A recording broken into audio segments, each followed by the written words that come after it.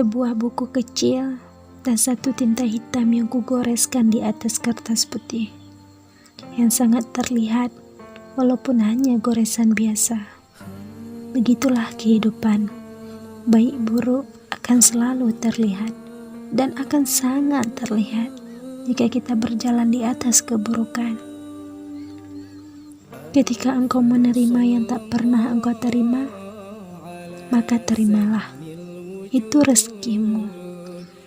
Tak pernah kau duga, bukan? Sebab itu janji Allah di atas hambanya yang selalu taat kepadanya.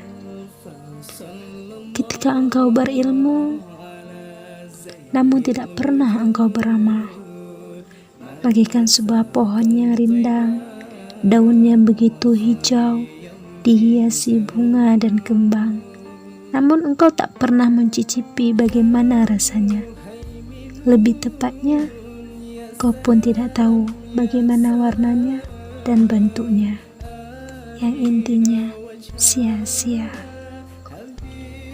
Saat engkau dalam kesendirian, jangan pernah engkau menangis tentang nasibmu, tapi menangislah ketika engkau mengingat dosa-dosamu yang pernah engkau perbuat semasa yang lalu.